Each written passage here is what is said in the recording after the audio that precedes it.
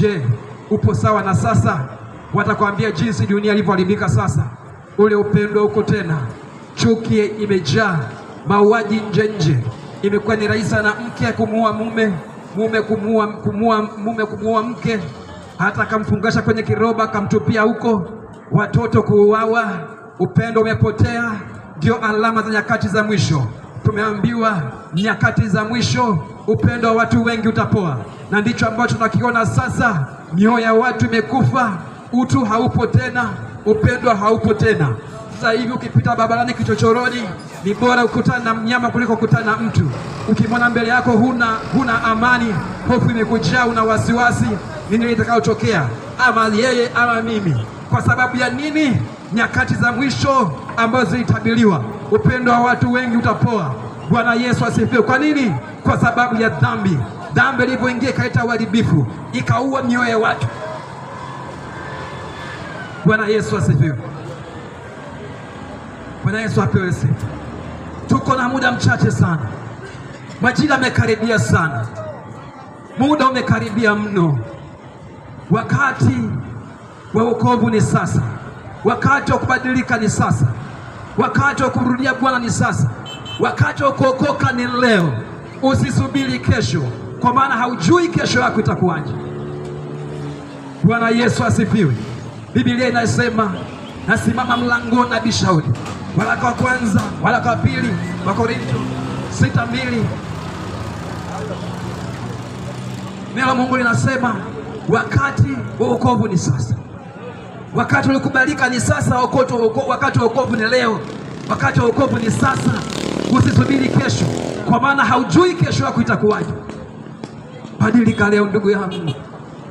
Bwana Yesu alikufa kwa ajili ya kila mmoja hapa, alikufa kwa ajili yetu.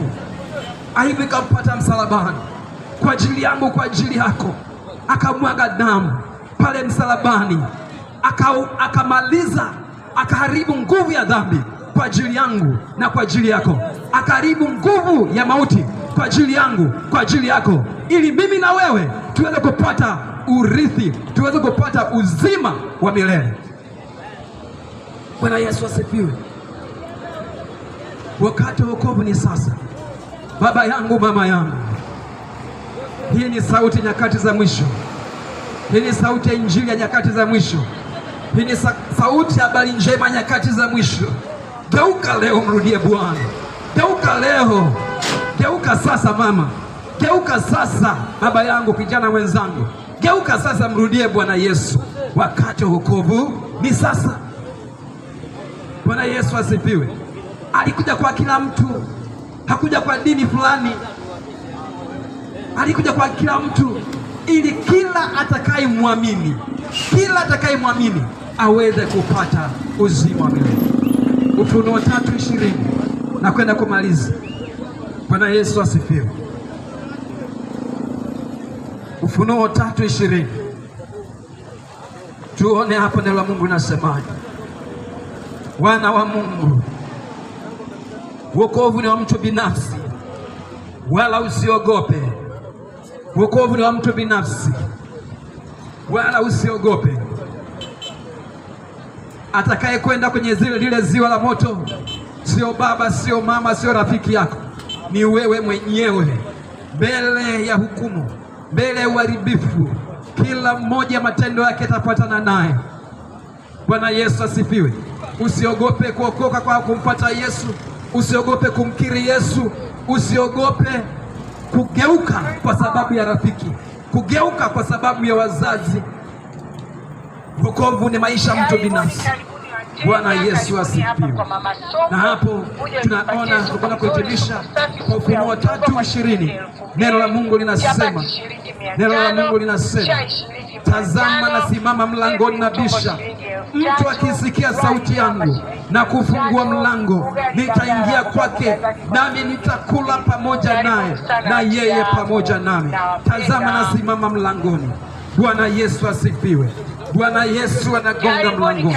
Bwana Yesu anagonga, anakutaka wewe, anakuhitaji wewe, anakutaka wewe binafsi kwa jinsi ulivyo, anakutaka wewe, anakutaka Asha ubadilike, anakutaka Majuma urejee kwake, anakutaka Saidi, anakutaka Shadraka, anakutaka Danieli, anakutaka Boniface, anakutaka Habi, anakutaka Esther, anakutaka urudi leo hii. Anagonga mlangoni. Wa kufungua mlango ni wewe, wa kumruhusu aingie ni wewe, wa kumruhusu aingie ni wewe. Na ukimruhusu tu, yeye anaingia, anaketi pamoja nawe, anakugeuza, anakubadilisha. Hataangalia historia yako, hataangalia namna gani uliishi hapo mwanzo. Anaanza upya na wewe. Kuanzia hapo unafanyika kuwa mwana wa Mungu, kuanzia hapo unafanyika kuwa mtoto wa Mungu. Maisha mapya yanaendelea ambayo baraka zake zina pamoja nawe, na mwisho wa hayo yote uzima wa milele. Bwana Yesu asifiwe. Bwana Yesu asifiwe. Badilika leo, geuka leo, mrudie Bwana leo. Mungu anakupenda jinsi ulivyo. Sauti nyakati za mwisho. Geuka leo, geuka leo mama yangu, geuka leo baba yangu, geuka leo ndugu yangu, geuka leo. Kiri Bwana Yesu, mwamini Yesu, pokea Bwana Yesu leo na wala sio kesho. Bwana Yesu asifiwe. Mungu awabariki sana, Mungu awabariki sana, Mungu awabariki sana. Ukombozi leo, badilika leo mama yangu, pokea Bwana Yesu leo, pokea Bwana Yesu leo.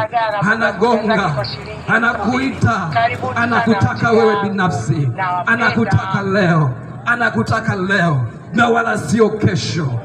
Bwana Yesu asifiwe. Basi napokwenda kuhitimisha, yamkini umesikia kwa habari ya wokovu, kwa habari ya uzima wa milele.